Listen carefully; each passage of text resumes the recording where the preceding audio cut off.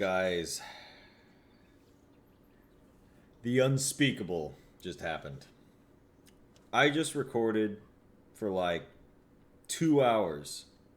I had done missions, started building my settlement, explored new areas, and just as I was about to end the video, I literally was saying the sentence, I think I'm gonna end here, right as I was about to end after 2 hours of recording.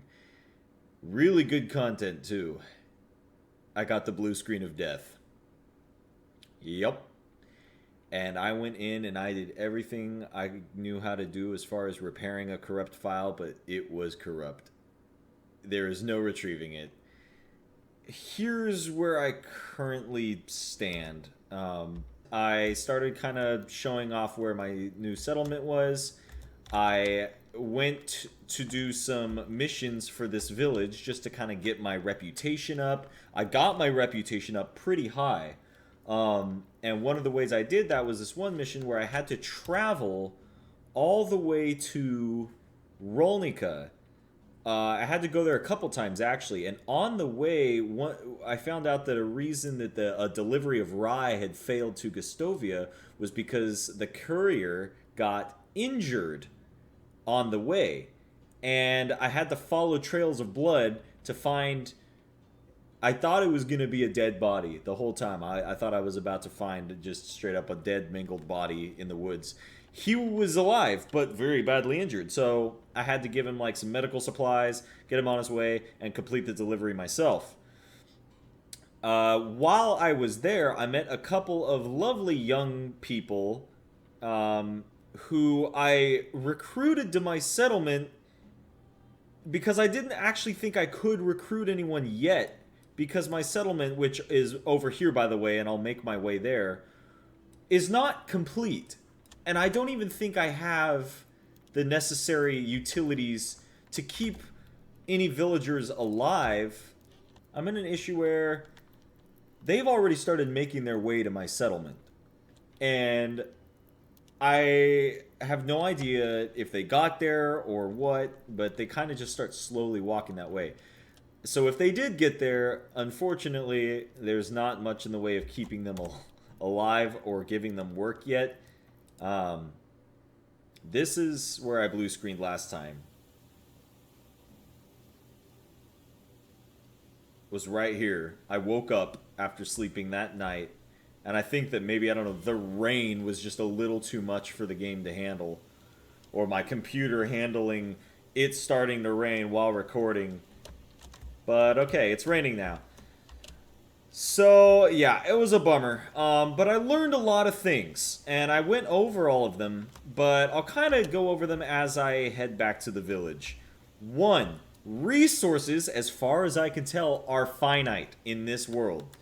All these tree stumps that you see, I chopped these trees down, and I left them there. Like, I kind of was keeping note of them to see if perhaps this theory of mine was correct, and it is, probably, as far as I can tell, unless it takes a very long time for resources to respawn. And I also checked up on some reeds that I had gathered last season. 2 seasons ago, I chopped those trees down. They are still chopped down, as you can see. They have not replenished anything. So that tells me that resources in this world are limited, and I only have what I have available, and so like the more I build, the further out I'm going to have to venture to find more resources. As far as I can tell, the only way to have, like the only way around that, and to have a steady source of income of resources, is to build facilities like mines and, you know, woodworking stations and whatnot, where your villagers that you eventually get will be able to seek a job and provide necessary materials. And I think that that's a way you get a steady source, like steady source, I suppose. I don't know. I'm just assuming that that's how it works, because right now the resources in the world around me, limited. I think I just heard a rattlesnake. I did not know rattlesnakes were in this game, but okay. Another thing I found out was that you can loot things like this, for example. It's kind of difficult because you have to... Like, look, I'm finding, like, wool and stuff. You can find, like, broken wagons, abandoned loot chests, and even graves where you can loot them out in the wild, and you can get things like coins and potions and fabrics and tools and all sorts of stuff like that. I have noticed, and I found a couple.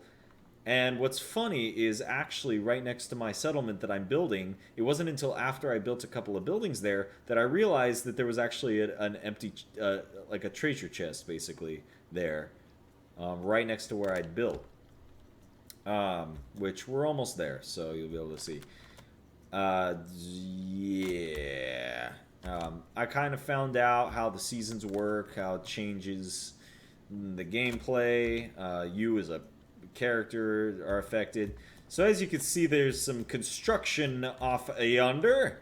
That is because this is my settlement in progress. And if all went well, these two young chaps who I recruited should be here.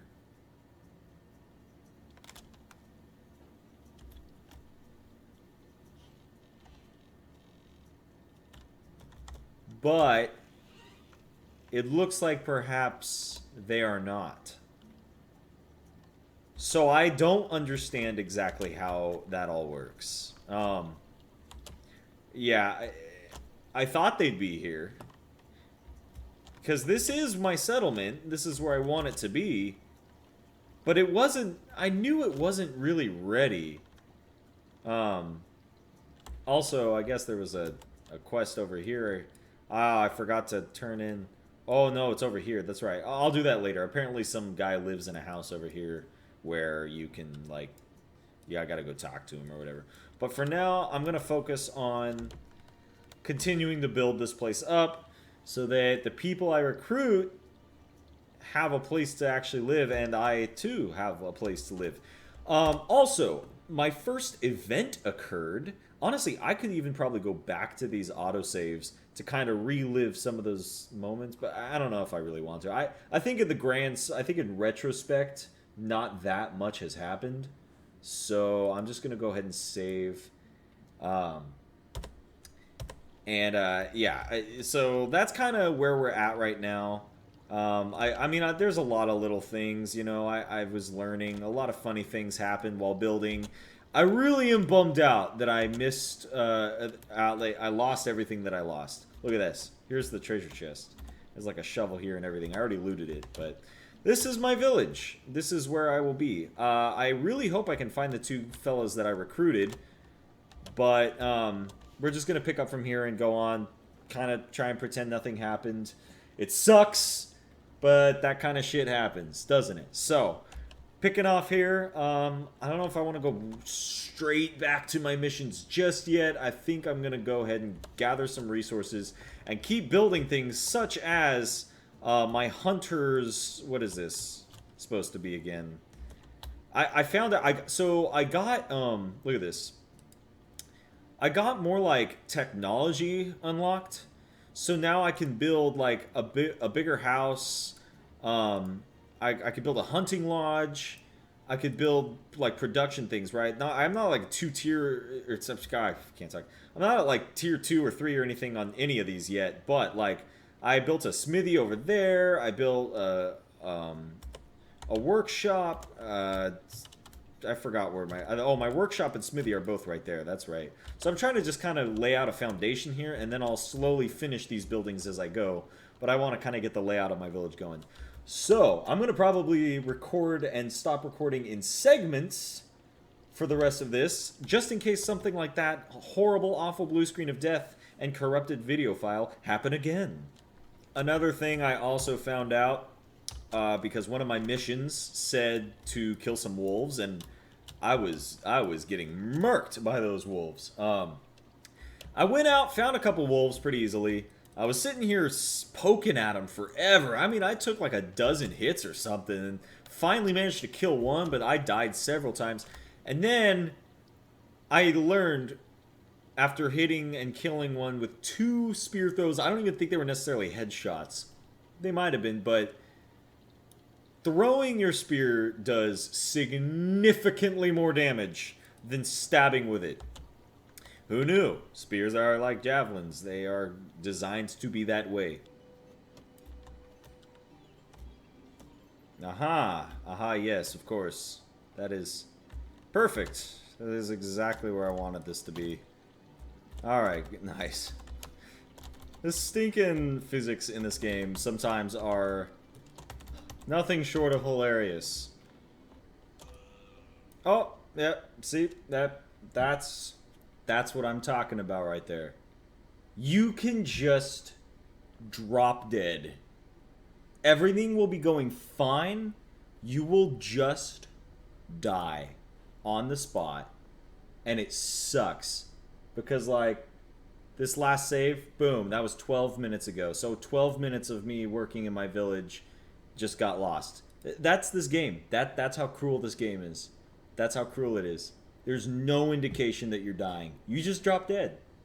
Here's the other thing that happened. An event triggered. Where once the season changed, it said a mysterious man comes up to you and offers to teach you, like, knowledge about the wilderness for like 1,000 gold. Well, I didn't even have 1,000 gold, so I had no choice but to decline it. But once that little like event was over, it started the new season, and I woke up, even though I was here in my village, I woke up at my house near the start zone where I first built it.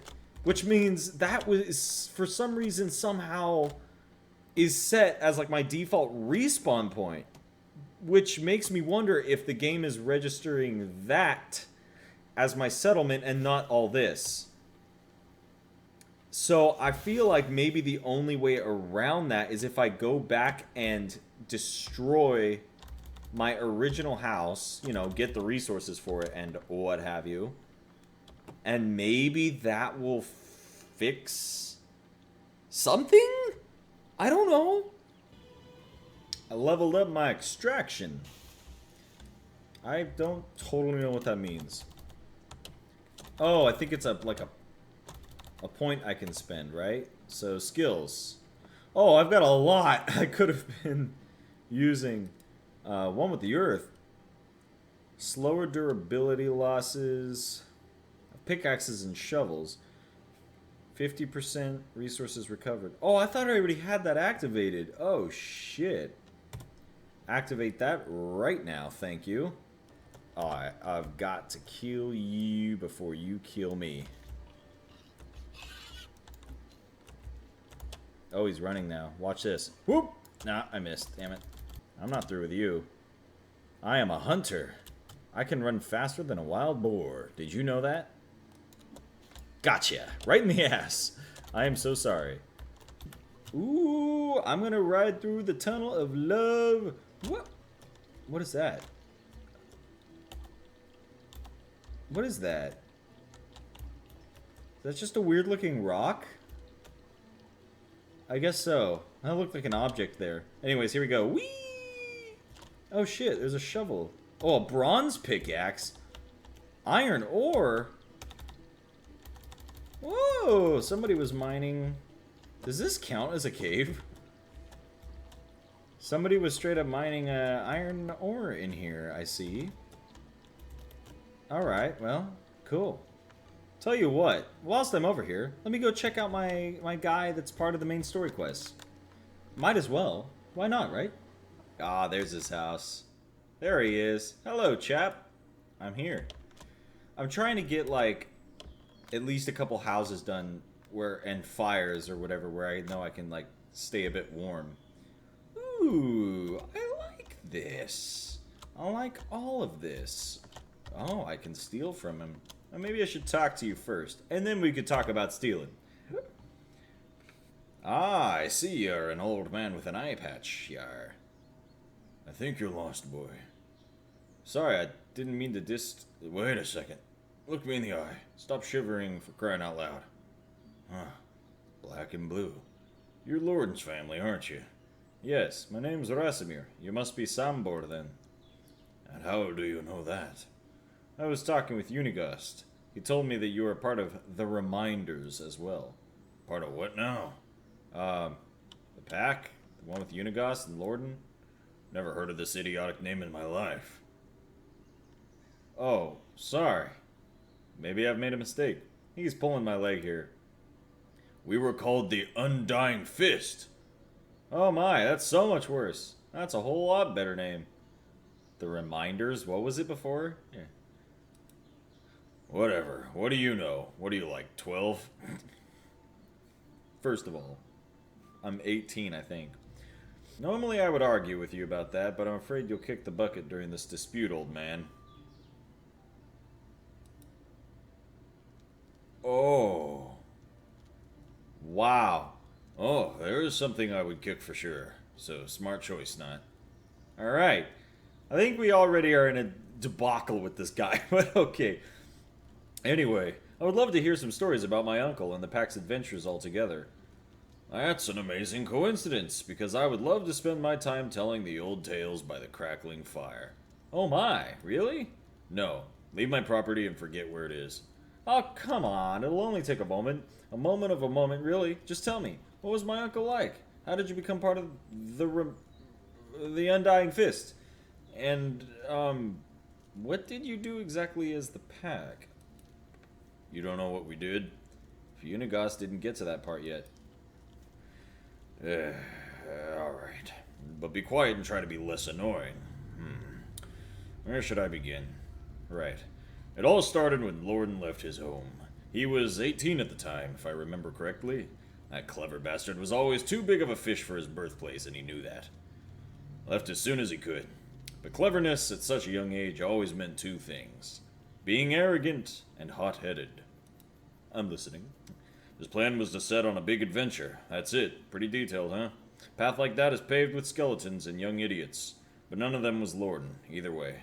He was wandering for days. Days soon turned into weeks, and his rations into dust.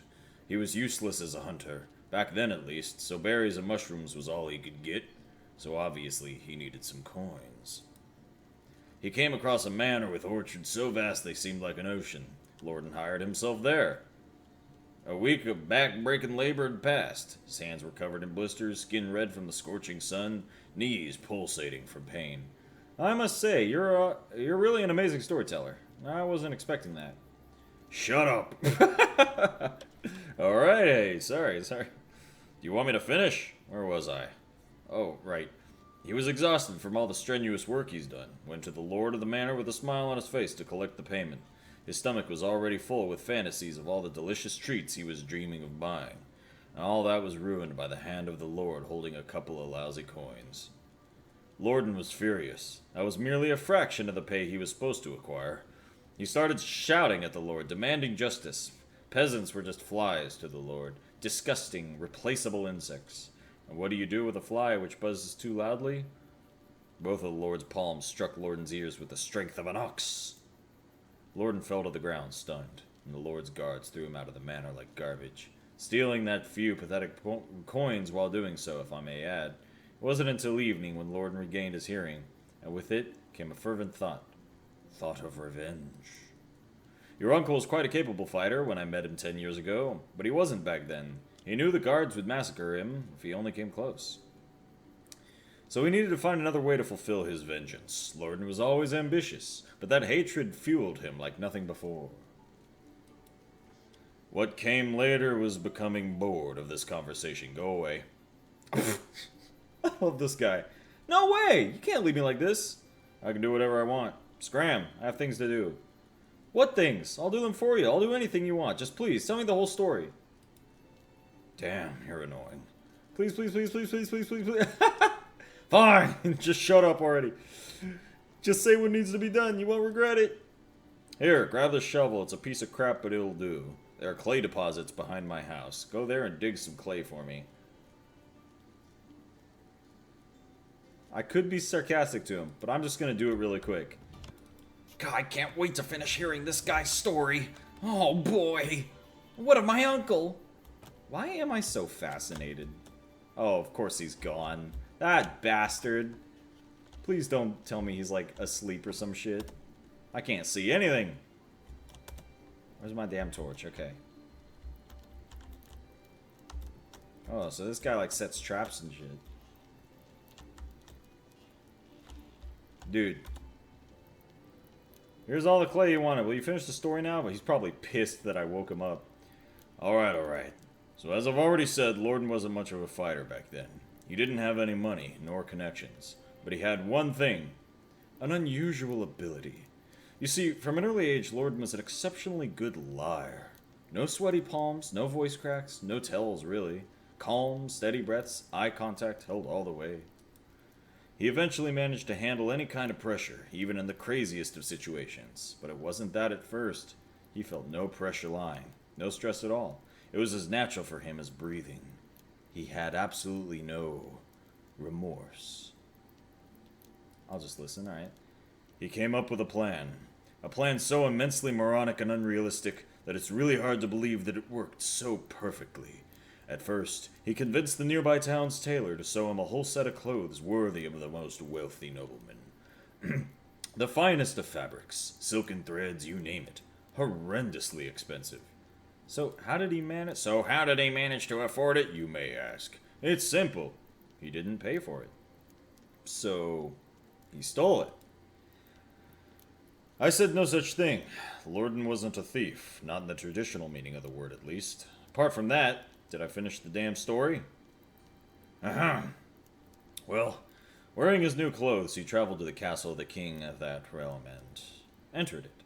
Okay, now I know that you're making this all up. That's simply impossible. Ha! You're absolutely right, it is. It's mad to even consider trying to pull that off. But Lorden, he just walked straight in. I don't blame you for doubting me. Damn, I would have been first to doubt a thing like that if I didn't see him doing it hundreds of times later with my own eyes. Anyway, he walked right into the castle. Once he was there, he followed through with his plan. Which was bedding his wife. Oh, okay. The king's wife. Uh-huh. So the queen. Indeed. Wow. So let me get this straight. The plan was to get into the castle and lay with the queen? Exactly that. You were right. This is the most absurdly idiotic plan I've ever heard of. I told you, but it worked like a charm. I still don't get it. What worked? Was he accomplished by that? After the love-making, he dressed up, deliberately leaving his undergarments on the bedside, and told the queen he'll be right back with some refreshments. Then he went to one of the king's guards and told him that he saw the queen with a company of a strange man sneaking into one of the chambers. The guard rushed in and witnessed the queen naked in bed with a man's clothes right next to her. Makes sense. As a loyal servant, the guard reported on the matter directly to the king himself, who, as you can probably imagine, became furious, to say the least. He couldn't really punish his wife, that would be bad for his reputation, but he could pursue her lover.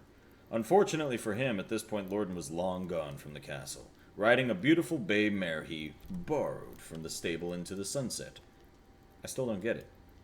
You see, the king didn't catch the filthy seducer, but it didn't mean he couldn't track him down and find him. To do so, the only track he could follow was the one thing Lorden left behind. Except his undergarments had a pleasurable memory for the queen, his name. Not his real name, of course. The name he used when introducing himself to the queen was... Was what? Oh shit, I didn't see the what did I click? I didn't... Damn it. Whatever. Well, I forgot what his name was. So, whatever it was, cool. Precisely, now you get it. Huh, that's incredible. Lord's head must have left the company of his body pretty promptly. Didn't that get the Lord hanged? Seems pretty extreme. I don't know. He didn't get killed. That wouldn't be in Lorden's style. The queen begged for his life to be spared, so the king threw him in the dungeon, where he spent all the days he had left. Lorden was amazing. All that with just the power of his wits and speech. He surely showed the Lord that he shouldn't have wronged him. Don't get the wrong idea about his reasons. Lorden didn't get through all of that just because of what the Lord did to him. You see, the Lord was a cruel, merciless brute. He mistreated all of his subjects. Killed for fun, raped for sport. Ugh. People used to call him Laundryman because one of his habits was drowning his bastards in the lake right after birth, like unwanted kittens. Whoa, okay. That's horrible. All of this is horrible. I mean, I get it. That was the medieval period, but this game is definitely not drawing their lines in the sand with how realistic they keep it. Kind of pushing the envelope with the details here. Lord needed to stop him, and he did. That's not the end of the story. After the Lord's capture, someone had to take his place. He didn't have any rightful successors, but then, just an uncannily perfect timing, came a distant cousin of the Lord's. A charming young man with 2 different eyes. You've got to be kidding me.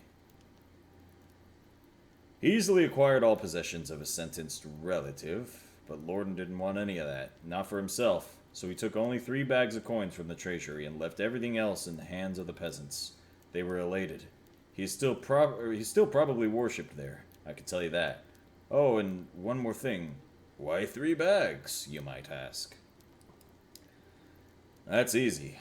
One for the tailor, another one for the stableman he took the horse from, and the last one for himself, with the exact amount of coins he was rightfully supposed to earn for his work at the orchard. I told you Lorden wasn't a thief, and that was it. He mounted his beautiful mare and left the realm, continuing his adventures. At least, that's the story he used to tell us. So nothing of that may be true at all. But that's just how it was with Lorden. So if his story is true, the king of this land, whom I owe my taxes to, if it is the same king, is evil as fuck, and I probably am going to kill him. Now I understand what you and Unigos were talking about. He really does seem surreal. And I can't believe that you're talking about my uncle. My mother used to portray him as a simple merchant. Successful, but normal. Mortal. Yeah. I was wondering if he actually was mortal many times. Well, now we know. But wait, you didn't tell me what was the person of the... so much reading right now, I'm starting to get my tongue tied. My tongue tied. But wait, you didn't tell me what the purpose was of the Undying Fist. Oh, I thought it would be obvious now. On that day, Lorden's mission was born. He knew that the spoiled, rotten elites like that were scattered all around the world, draining life and dignity from the hard-working simple folk, and that he was capable of stopping them, to some extent at least. So that's exactly what he started doing, overthrowing corrupted lords and giving back to the community. He sounds like a hero, a true hero. Well, it wasn't like, yeah, I guess you could say that. So how did you join the pack? Lorden was working solo until he met Unigast. The rat's agile fingers could work where Lorden's tongue didn't. And then they needed someone with other talents they were lacking, like strength, manliness, bravery, independence, gallantry, integrity. Right, I think I get the picture. So they recruited the best there was. I was between jobs at the time, so I gave them a chance. And finally the pack started to really make a difference. But I don't like to brag. Oh, yes, I noticed. Humble to the bone. Thank you for noticing. People at my level don't need to boast about our skills. Just like the sun doesn't need to prove it's bright. Anyhow, I already spoke more words to you than I did in the last 5 years to anybody, so it's time for you to go. And preferably don't come back.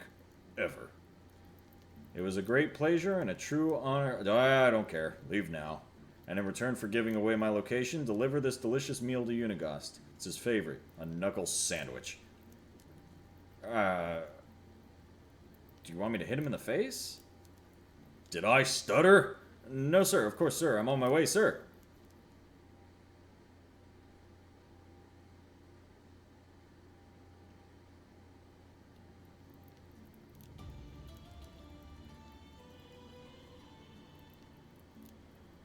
Wow, that was a lot of reading. Sorry if I bored everyone watching to tears with that lovely dialogue and storyline. It's exciting, but I don't know if it's exciting for, like, recorded gameplay. That was, yeah. Anyways, cool. It's winter now, so that means I gotta try to make my way back to the village. I am very far away. But, until next time!